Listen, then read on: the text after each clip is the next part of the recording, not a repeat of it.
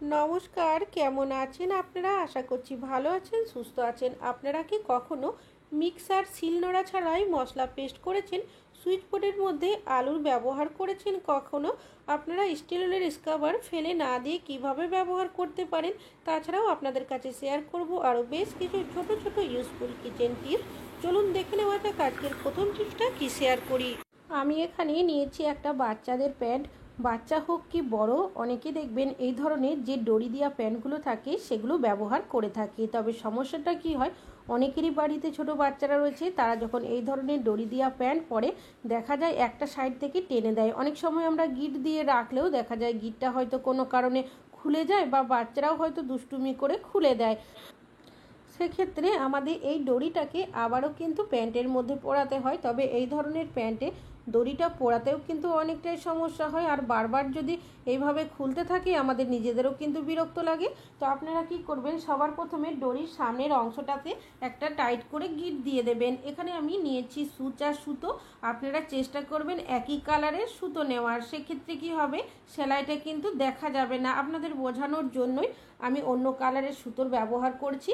তো এইভাবে করে আপনারা 2 থেকে 4 বার সেলাই করে দেবেন। এমনভাবে সেলাই করবেন যাতে করে প্যান্টের সাথে ভেতরের দড়িটাও সেলাই হয়ে যায়। তাহলে কি হবে, বাচ্চারা যদি দড়িটা ধরে টানাটানিও করে না কেন, দেখবেন কোনোভাবে কিন্তু দড়িটা বেরিয়ে আসবে না। আশা করছি টিপসটা কাজে আসবে। ভালো লাগলে লাইক করবেন। এখন চলে যাচ্ছি পরবর্তী টিপসে। আমি এখানে নিয়েছি স্ট্র। আমাদের অনেকেরই বাড়িতে এই ধরনের স্ট্র রয়েছে। অনেক সময় আমরা ফেলে দিই বা বাড়িতে এরকমই পড়ে থাকে। তবে এই স্ট্রগুলো আপনারা ফেলে না দিয়ে কিভাবে ব্যবহার করবেন, একটা কাঁচির সাহায্যে আমি 3টে টুকরো করে নিয়েছি। আমাদের প্রত্যেকেরই বাড়িতে কিন্তু ছোট বড় কোনো না কোনো কাঁচি রয়েছে। অনেক সময় যদি কোথাও বাইরে যাই, প্রয়োজনবশত কাঁচি আমরা ব্যাগে করে সাথে নিয়ে যাই। তাছাড়াও বাড়িতেও যদি রাখি, অনেকেরই বাড়িতে ছোট বাচ্চারা রয়েছে, বাচ্চারা দেখবেন কাঁচি নিয়ে নানা ধরনের জিনিস কাটাকাটি করতে থাকে, সেক্ষেত্রে হাতে লেগে যাওয়ারও সম্ভাবনা থাকে। তবে আমরা যদি কাঁচির মধ্যে এইভাবে করে স্টোর টুকরোগুলো পরিয়ে দিতে পারি, তাহলে দেখবেন এটা কোনোভাবেই খুলবে না। বাচ্চারা কিন্তু এটাকে কোনোভাবেই খুলতেও পারবে না। তাছাড়াও ব্যাগে করে নিয়ে গেলেও সমস্যা হবে না, আমাদের হাতেও লাগবে না, কোনো জিনিসপত্রও কাটবে না। আশা করছি টিপসটা কাজে আসবে। এখন চলে যাচ্ছি পরবর্তী টিপসে। আমি এখানে নিয়েছি একটা টিফিন বক্স। টিফিন বক্সের উল্টো সাইডে আমি সামান্য পরিমাণে সর্ষের তেল দিয়েছি। তারপর খুব ভালোভাবে তেলটাকে মাখিয়ে নেব। চাইলে সাদা তেলেরও ব্যবহার করতে পারেন। অনেক সময় দেখবেন আমরা যখন মাছ মাংস কোনো জিনিস স্টোর করে রাখি ফ্রিজের মধ্যে, সেক্ষেত্রে দেখা যায় যে বক্সের মধ্যে রাখি অতিরিক্ত বরফ জমে যায়। যখন আমরা বের করতে যাই সহজে বের করতে পারি না। তো আপনারা এইভাবে যদি তেল মাখিয়ে রেখে দিতে পারেন ফ্রিজে, তাহলে দেখবেন অতিরিক্ত বরফও জমবে না, সহজেই কিন্তু আপনারা জিনিসটা ফ্রিজ থেকে বের করতে পারবেন। আশা করছি টিপসটা কাজে আসবে। ভালো লাগলে লাইক করবেন। এখন চলে যাচ্ছি পরবর্তী টিপসে। দুধ আমাদের প্রত্যেকেরই বাড়িতে কম বেশি নিয়ে আসা হয়ে থাকে। তবে যখন আমরা দুধটা জাল করি, চোখের নিমেষের মধ্যেই দেখবেন অনেক সময় দুধটা উতলে যায়।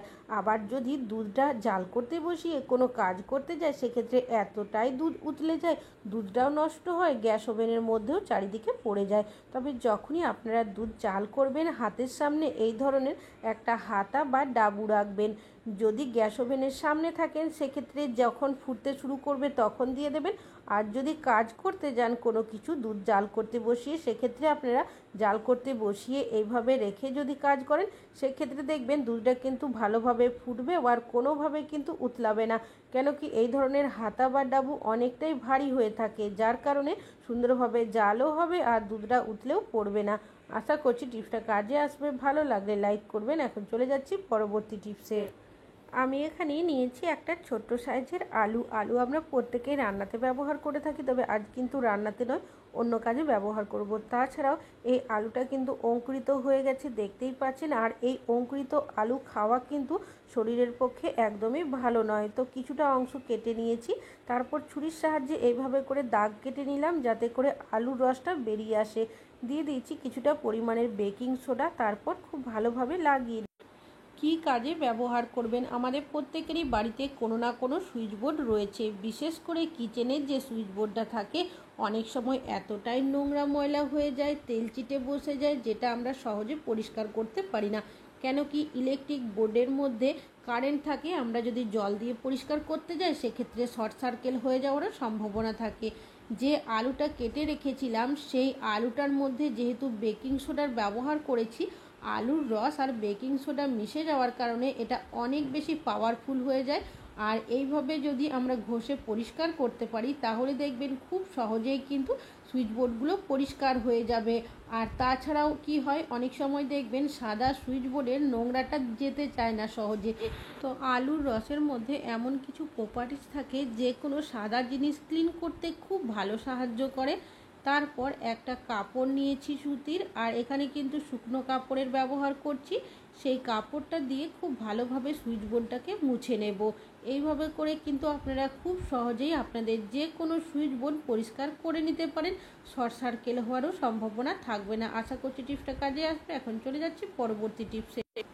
আমি এখানে নিয়েছি একটা পাত্র, আর এর মধ্যে দিয়ে দিচ্ছি সামান্য পরিমাণের লবণ, দিয়ে দিচ্ছি সামান্য পরিমাণের সর্ষের তেল, আর দিয়ে দিচ্ছি হাফ চামচ পরিমাণের লেবুর রস। আর নিয়েছি এখানে আমি টুথপেস্ট, আপনারা যে কোনো সাদা ধরনের টুথপেস্টের ব্যবহার করতে পারেন।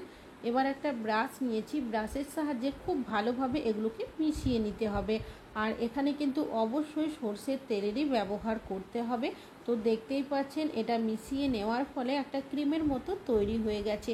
কি কাজে এটা ব্যবহার করবেন, এখন দেখবেন অনেকেরই দাঁতে ব্যথার সমস্যা থাকে, তাছাড়াও দাঁত হলুদ হয়ে যায়, দাঁতে পায়রিয়ার মতো সমস্যা রয়েছে।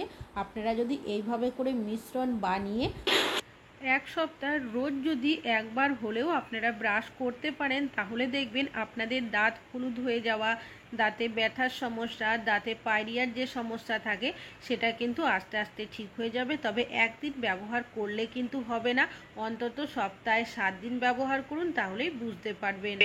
এখন চলে যাচ্ছি পরবর্তী টিপসে। আমি এখানে নিয়েছি একটা স্টিল উলের স্ক্রাবার। আমরা অনেকে এই ধরনের স্ক্রাবার দিয়ে বাসন মেজে থাকি, তবে কিছুদিন মাজার পর দেখা যায় অনেকটাই টুকরো টুকরো হয়ে যায় স্ক্রাবারগুলো, যার কারণে ফেলে দিই। ফেলে না দিয়ে কীভাবে ব্যবহার করবেন, আমাদের প্রত্যেকেরই বাড়িতে কাঁচি রয়েছে। কাঁচিগুলো কিছুদিন ব্যবহার করতে না করতেই দেখা যায় ধার অনেকটাই কমে যায়। তো আপনারা যদি এই স্ক্রাবারগুলো এইভাবে করে কাঁচির সাহায্যে কাটতে থাকেন তাহলে দেখবেন কাঁচির মধ্যে কিন্তু অনেকটাই ধার চলে আসবে। তবে একবার করলেই যে ধার আসবে তা কিন্তু নয়, মাঝে মধ্যে আপনারা এইভাবে করে কাটতে থাকবেন, তাহলে দেখবেন যে ধারটা চলে যায় কাঁচির মধ্যে সেই ধারটা কিন্তু খুব সহজেই চলে আসবে। কেন কি এই স্টিল উলের স্ক্রাবারগুলো অনেকটাই ধারালো থাকে। তো এইভাবে মাঝে মধ্যে করবেন, তাহলে কিন্তু এই কাঁচিগুলো আপনারা অনেক দিন ব্যবহার করতে পারবেন, নতুন কাঁচি কিনতে হবে না। ভালো লাগলে লাইক করবেন। এখন চলে যাচ্ছি পরবর্তী টিপসে। আমি এখানে নিয়েছি বেশ কিছুটা রসুন। রসুন আমরা প্রত্যেকেই রান্না বান্নাতে কম বেশি ব্যবহার করে থাকি, তবে রসুন যদি একটু বেশি পরিমাণে নিয়ে আসা হয় সেক্ষেত্রে দেখা যায় রসুনগুলো আস্তে আস্তে শুকিয়ে যায়, না হলে পচে যায়। তো আপনারা কি করবেন, একটা কন্টেনার বা বক্স নিয়ে নেবেন, এর মধ্যে দিয়ে দেবেন বেশ কিছুটা পরিমাণের হলুদ গুঁড়ো। হলুদটাকে এভাবে একটু নাড়িয়ে চারিদিকে ছড়িয়ে নিয়েছি। এবার যে রসুনগুলো রয়েছে, রসুন বোটার যে অংশগুলো রয়েছে আপনারা এইভাবে করে রেখে দেবেন। হলুদের মধ্যে এমন কিছু প্রপার্টিস থাকে যেটা রসুনকে কোনোভাবে পচেও যেতে দেবে না, শুকিয়েও যেতে দেবে না। কিছুটা পরিমাণের হলুদ গুঁড়ো ওপর থেকে ছড়িয়ে দিয়েছি, ঢাকনাটাকে লাগিয়ে এভাবে রেখে দেবেন, অনেক দিন রসুনগুলো ভালো থাকবে। এখন চলে যাচ্ছি পরবর্তী টিপসে। আমি এখানে নিয়েছি একটা বোতল। আমাদের অনেকেরই বাড়িতে এই ধরনের জলের বোতল বা কোল্ড ড্রিঙ্কসের বোতল রয়েছে। তো এই বোতলগুলো ফেলে না দিয়ে আপনারা কিভাবে ব্যবহার করবেন, একটা ছুরির সাহায্যে আমি বোতলটাকে এইভাবে কেটে নিচ্ছি। আপনারা কাঁচিরও এখানে ব্যবহার করতে পারেন। এখানে একটা কাঁচির সাহায্যে আমি বোতলের সাইডের অংশটা কেটে বাদ দিয়ে দিয়েছি। কি কাজে এটা ব্যবহার করবেন, আমরা অনেক রান্নাবান্নাতেই ভাজা মশলার ব্যবহার করে থাকি। অল্প মশলা করলে অনেক সময় মিক্সারে গুঁড়ো করতে ইচ্ছাও করে না। তাছাড়াও হাতের কাছে যদি শিলনোড়া না থাকে সেক্ষেত্রে আপনারা কিভাবে এই ভাজা মশলাটা গুঁড়ো করবেন, যে বোতলটা কেটে নিয়েছিলাম তার মধ্যে এই মশলাটাকে দিয়ে দিয়েছি। এখানে নিয়েছি একটা বেলন হাতের কাছে না থাকলে একটা লাঠিরও ছোট্ট ব্যবহার করতে পারেন। এবার এইভাবে করে আপনারা যদি কিছুক্ষণ থেতো করে নেন তাহলে দেখবেন মশলাটা কিন্তু সুন্দরভাবে গুঁড়ো হয়ে যাবে। তবে শিলনোড়া বা মিক্সারের মতো না হলেও কাজ চালানোর মতো কিন্তু হয়ে যাবে।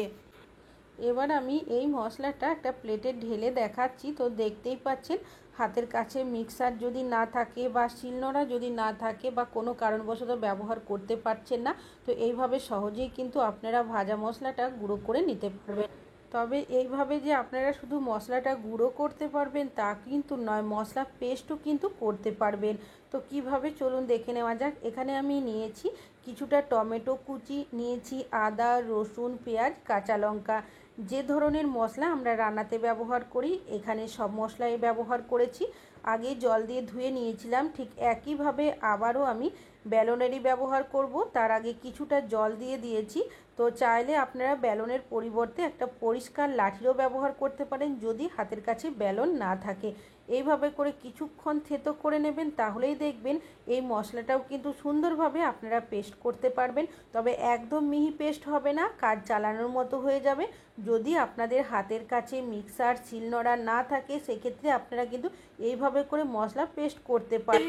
এখন যেহেতু চাকরির সূত্রে বা পড়াশুনোর সূত্রে অনেকে বাইরে থাকে, হাতের কাছে শিলনোড়া বা মিক্সার কোনো কিছুই থাকে না, সেই ক্ষেত্রে দেখবেন আপনারা যদি এইভাবে কাজটি করতে পারেন তাহলে দেখবেন আপনাদের কিন্তু মিক্সার শিলনোড়া কোনো কিছুরই প্রয়োজন হবে না। তো একটা চামচের সাহায্যে আমি মশলাটাকে একটা প্লেটে বের করে নিচ্ছি। তো দেখতেই পাচ্ছেন কতটা সুন্দর পেস্ট হয়েছে। তবে আমি এইভাবে মশলা পেস্ট করছি বলেই যে আপনাদেরও করতে হবে তা কিন্তু নয়। যদি প্রয়োজন হয়ে থাকে সেক্ষেত্রে আপনারা কিন্তু এইভাবে করে মশলা পেস্ট করতে পারেন। এই বোতলের মধ্যে কিছুটা জল দিয়েছি, এইভাবে করে নাড়িয়ে নিলাম, যেটুকু মশলা লেগেছিল সেটাও কিন্তু এইভাবে ঢেলে নিয়েছি। আশা করছি আপনাদের কিন্তু এই দুটো টিপসই কাজে আসবে। এইভাবে একটা বোতলের সাহায্যে খুব সহজেই আপনারা কিন্তু মশলা পেস্টও করতে পারবেন, এমনকি গুঁড়োও করে নিতে পারবেন। আশা করছি টিপসটা কাজে আসবে। ভালো লাগলে লাইক করবেন। আজকে এখানেই শেষ করছি।